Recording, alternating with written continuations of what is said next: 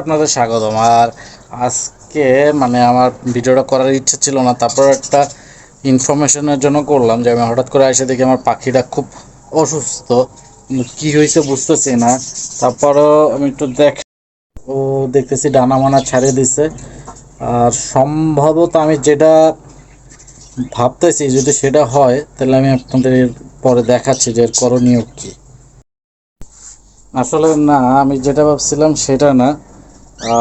Actually ওর একটু ঝামেলা হয়েছে যে ওর ডিম পারতেছিল, হয়তোবা যে এই কারণে দুর্বল হয়ে গেছে, যার কারণে আমি ওখানে এখন ভাবতেছি যে আর ডিমে দিব না, ওরা একটু রেস্ট দিব। তা রেস্টের জন্য আমি এসে ওকে আলাদা একটা খাঁচায় শিফট করে দিই।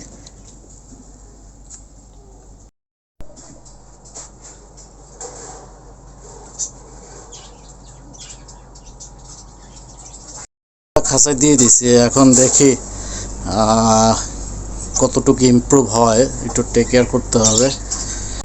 আসলে এই পাখিটা অনেক অসুস্থ হয়ে পড়েছে। আর এই ভুলটা হয়েছে আসলে আমার, কারণ হয়েছে যে একটু গরম পড়ছিল আর আমিও খেয়াল করতে পারিনি যে হয়েছে ডিমে যাচ্ছে। আমার উচিত ছিল যে ওরা একটু রেস্ট দেওয়ার।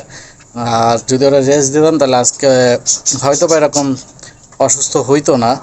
এর জন্য একটু খেয়াল রাখতে হয়, আর আমি আজকে মানে সেই খেয়াল হয়ে গেছে, যার কারণে আজকে পাখিটা এরকম অসুস্থ।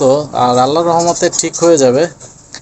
কিন্তু যাদের এরকম সমস্যা আছে যে দেখা গেছে, মনে করেন যে এই এখন একটু গরম বেশি পড়তেছে, এই সময়টা আপনারা যারা পাখি পালেন বা যারা পিছিয়ে তারা হচ্ছে অন্তত ডিম বাচ্চা করেন না, এতে হচ্ছে আসলে অনেক অসুস্থ হয়ে যায়। যার কারণে এই সময়টা একটু পাখিদের রেস্ট দিতে হবে।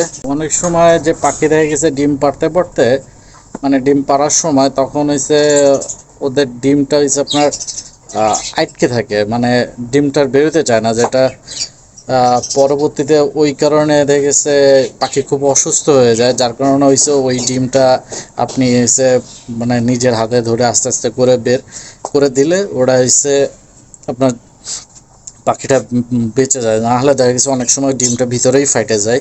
আর এরকম একটা ভিডিও আমি করছিলাম, আর সেই ভিডিওটা এখনও পোস্ট দিইনি।